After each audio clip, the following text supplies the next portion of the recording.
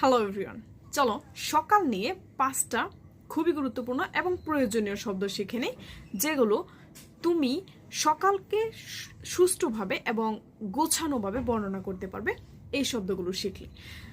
প্রথমত ডন।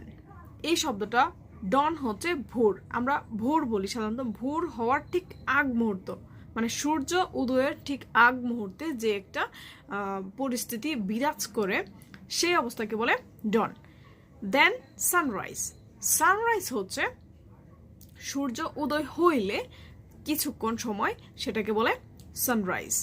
And then সে সূর্য পুরোপুরি ওঠার পরে কিছুক্ষণ সময় একটা তির্যকভাবে সূর্য আলো দিতে শুরু করে, এই সময়টাকে বলে আর্লি মর্নিং। অ্যান্ড এরপরে যে সময়টা, এই ডন, তারপর হচ্ছে সানরাইজ, আর্লি মর্নিং, সবগুলো একসাথে মিলে আমরা বলি মর্নিং বা সকাল।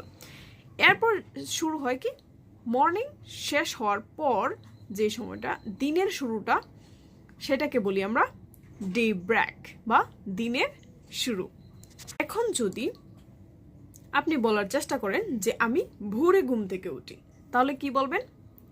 I wake up in the dawn, not morning. I wake up in the dawn.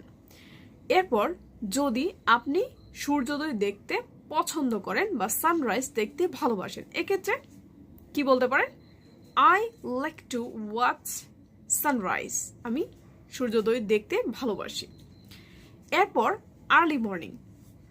যদি সকালে, যদি আপনাকে প্রশ্ন করা হয় যে আপনি কখন ঘুম থেকে উঠেন, তাহলে আপনার ফিক্সড সময় নাই, আপনি সকালে উঠেন জাস্ট, তাহলে in the morning. I wake up in the morning. যদি আপনাকে বলা হয় যে আপনার দিনটা শুরু হওয়ার আগেই আপনার প্রেয়ার পড়ে নিন বা প্রেয়ার কমপ্লিট করুন, তাহলে এই ক্ষেত্রে আমরা ইংরেজিতে বলতে পারি complete your prayer after the day break অথবা দ্য ডে ব্রেকস। এছাড়া আমরা বলতে পারি, যদি কেউ বলে যে আমি তোমাকে সকালে কল দিব, I will call you in the morning.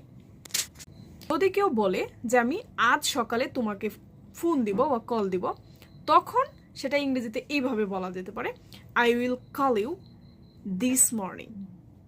So in the morning আর দিস মর্নিং এর মধ্যে পার্থক্য হচ্ছে, ইন দ্য মর্নিং সকালে দিবে, কোন সকালে বলে নাই, আর দিস মর্নিং মানে আজ সকালে। তো এই হচ্ছে সকাল নিয়ে। এরপর কোন বিষয় বা বিকাল সন্ধ্যা সম্পর্কে জানতে অবশ্যই